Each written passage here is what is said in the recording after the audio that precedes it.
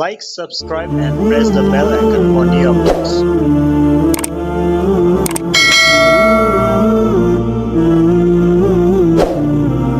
نحمده ونصلي ونسلم على رسوله الكريم اما بعد فاعوذ بالله من الشيطان الرجيم بسم الله الرحمن الرحيم يا ايها الذين امنوا لا تحرموا طيبات ما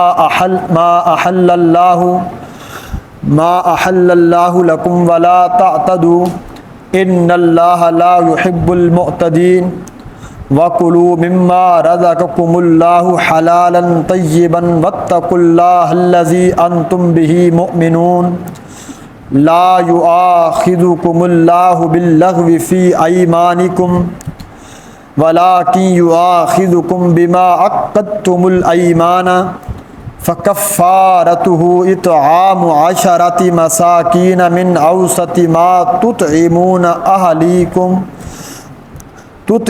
أهليكم أو كسوتهم أو تحرير رقبة فمن لم يجد فصيام 3 أيام ذلك كفارة أيمانكم إذا حلفتم واحفظوا أيمانكم كذلك يبين الله لكم آياته لعلكم تشكرون صدق الله العظيم اللهم صل على سيدنا ومولانا محمد وعلى آل سیدنا و مولانا محمد وبارک وسلم ثم صلی علیہ۔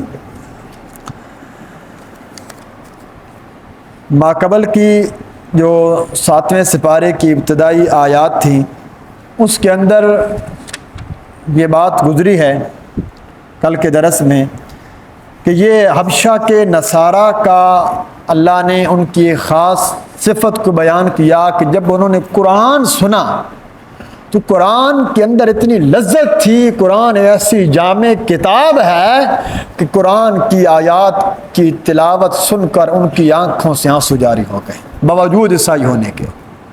اور یہ قرآن ایسی کتاب ہے جس پر تو ایک مستقل عنوان ہے، آپ تاریخ کی کتابوں میں پڑھیں، صحابہ کرام رضوان اللہ علیہ مجمعین بیان کرتے ہیں کتنے لوگ حضور صلی اللہ علیہ وسلم پر صرف آپ کا قرآن سن کر ایمان لے آئے، اور صرف اس کی تلاوت سن کر انہوں نے کہا دیا یہ کتاب جھوٹ نہیں ہو سکتی، اللہ کے کلام ہے۔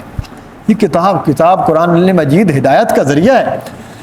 آج امت اس قرآن سے دور ہو چکی ہے اور اس کا نتیجہ یہ ہے کہ آج ذلت دیکھیے، آج پوری دنیا میں ہمارا تماشا بنا ہوا ہے۔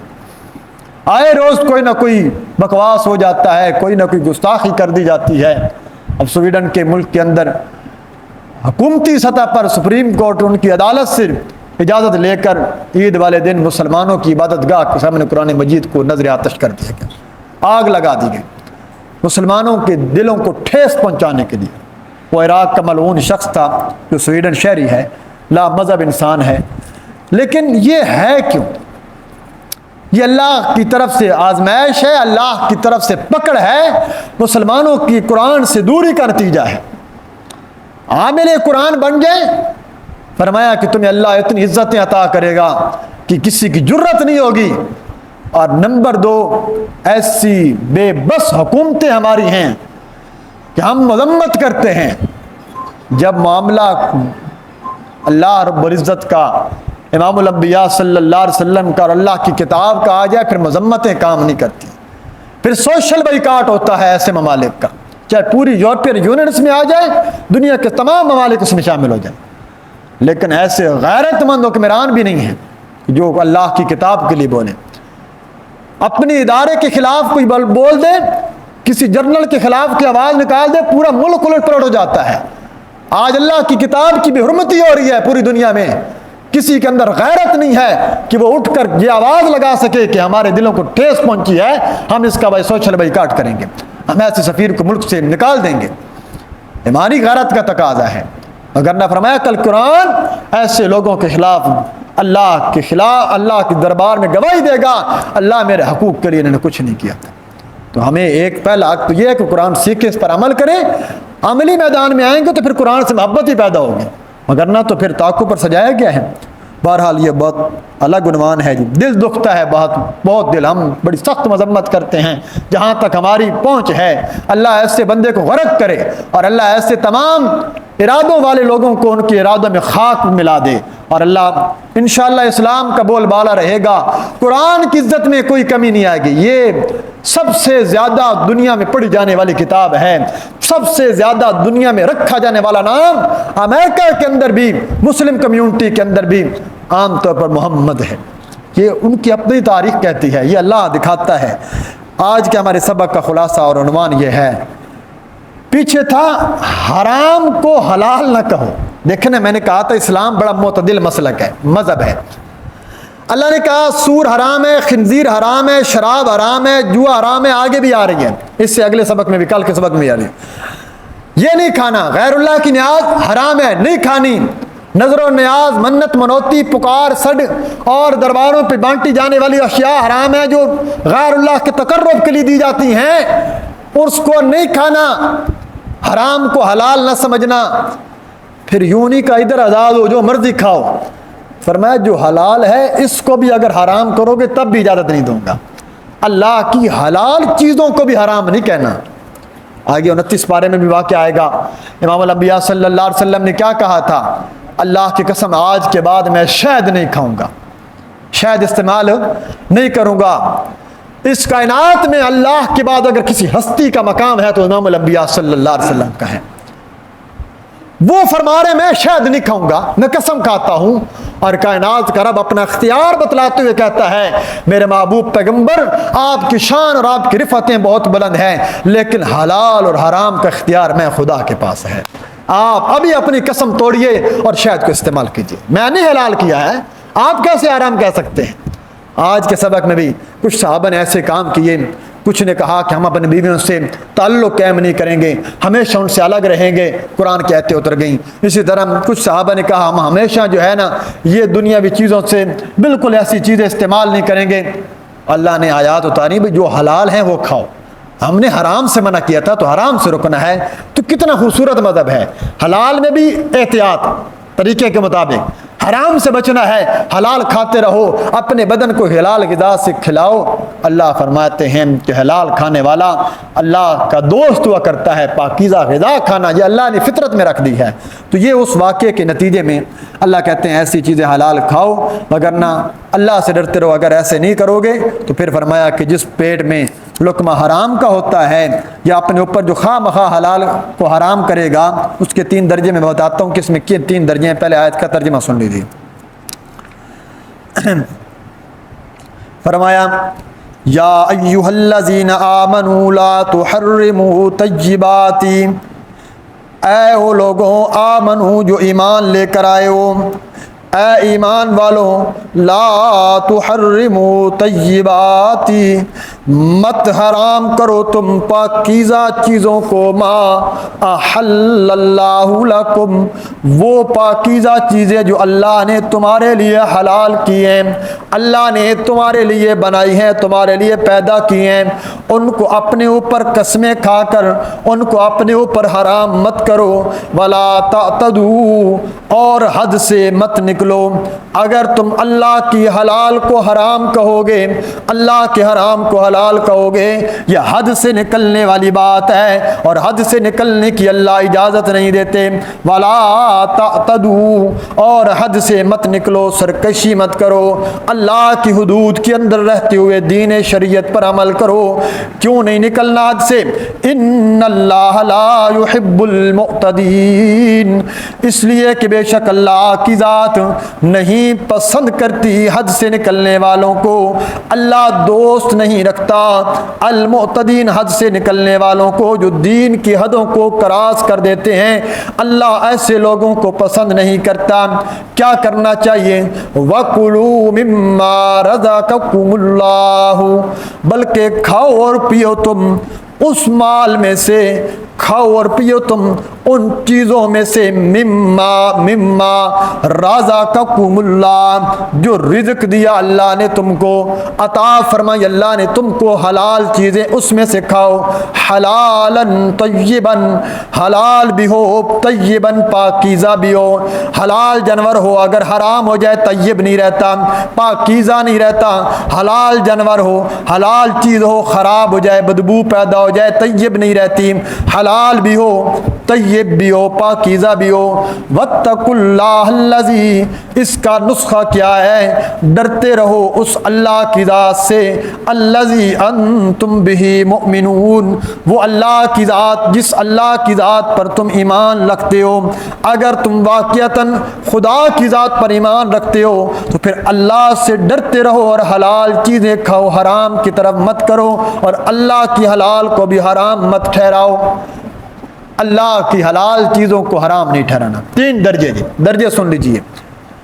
پہلا درجہ یہ ہے کہ اگر کوئی کہے گندم حلال ہے، بھینس حلال ہے، گائے حلال ہے، بکری حلال ہے، اس کا گوشت حلال ہے، اگر کوئی بندہ یہ کہے کہ میں ان حلال کو عقیدتاً، میرا یہ مذہب ہے، میرا یہ عقیدہ ہے کہ گائے کا گوشت کھانا حرام ہے، بکری کا گوشت کھانا حرام ہے، گندم کی روٹی کھانا حرام ہے، یہ اللہ کی حلال کی ہوئی چیزوں کو عقیدتاً اگر حرام کہے گا کافر ہو جائے گا، دائرہ اسلام سے ختم۔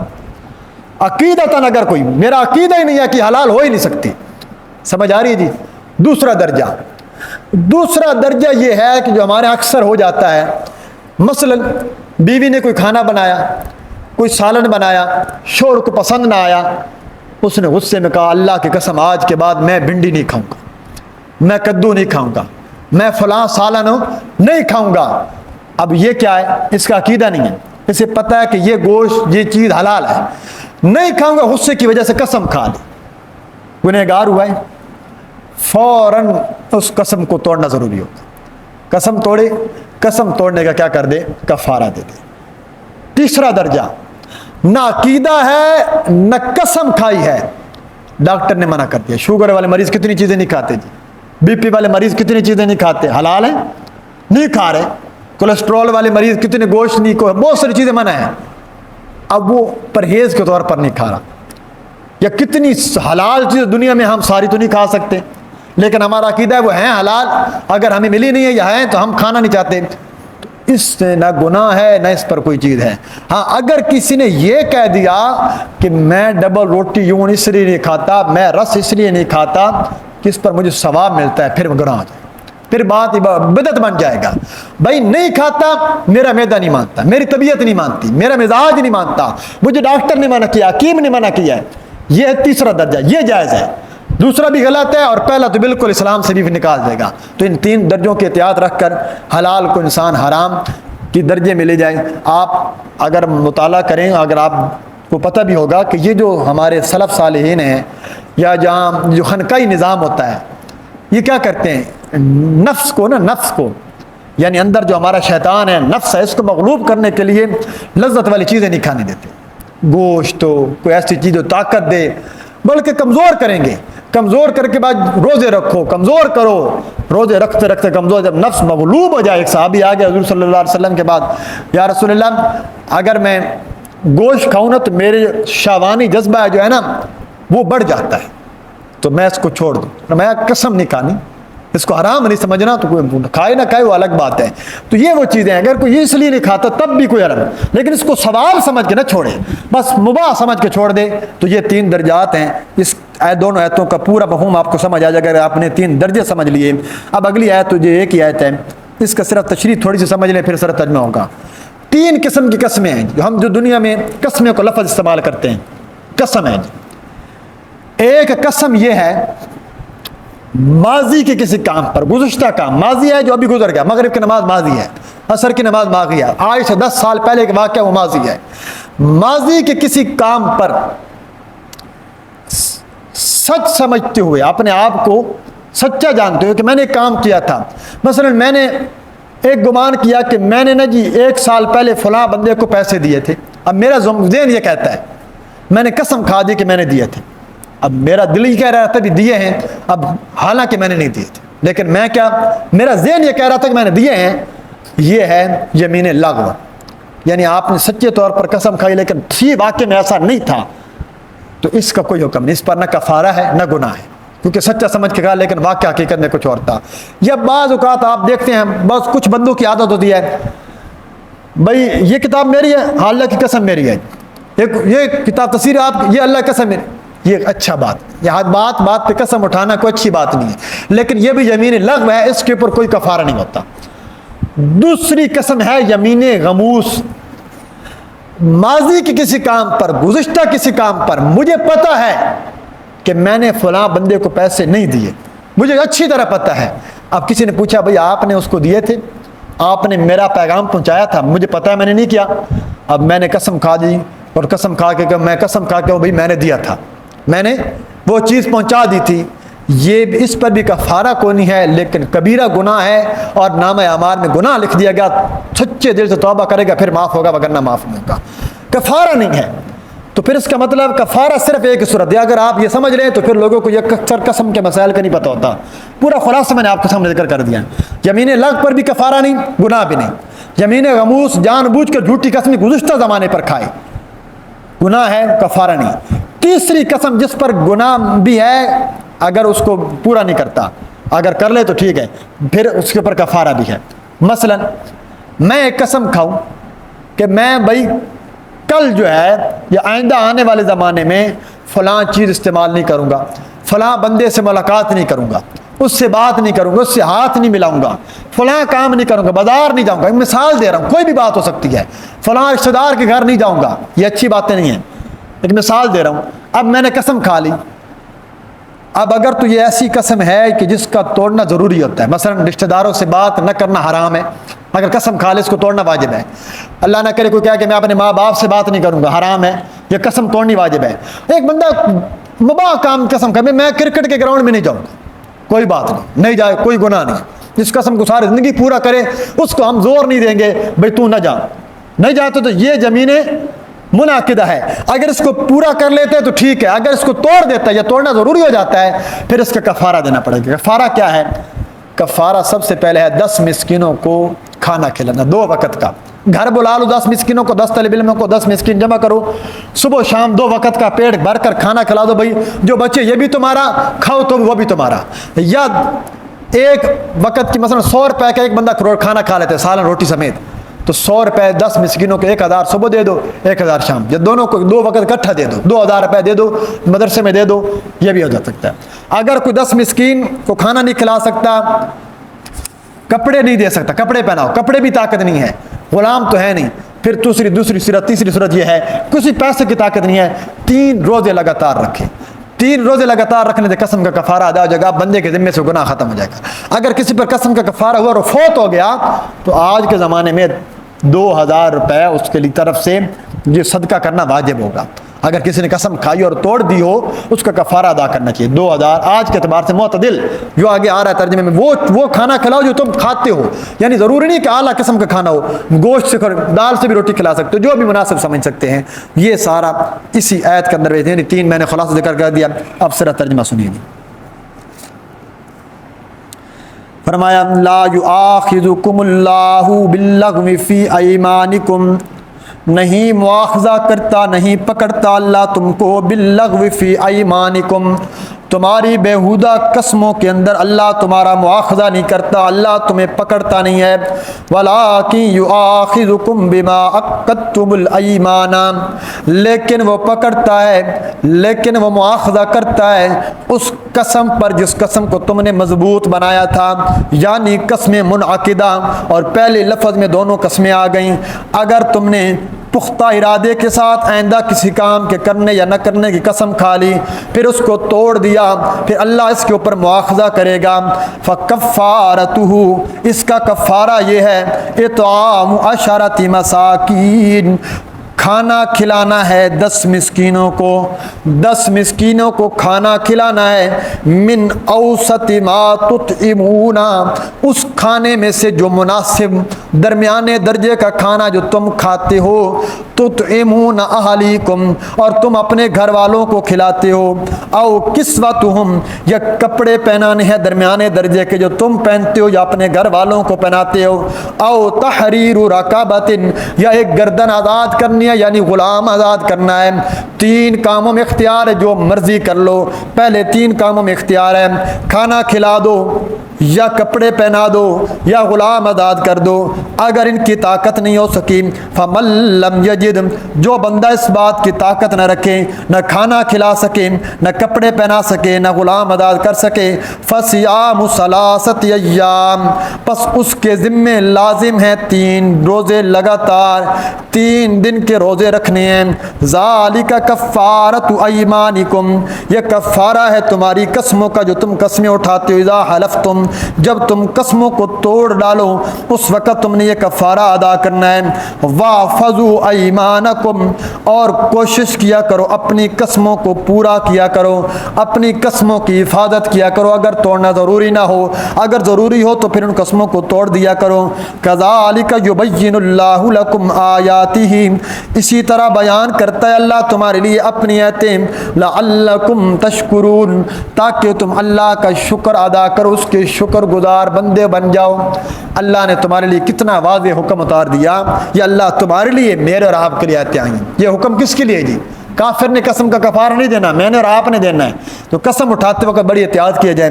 اور ایک آخری بات کہ قسم کا کفارہ، قسم توڑنے سے پہلے اگر کسی نے دے دیا تو کفارہ ادا نہیں ہوتا۔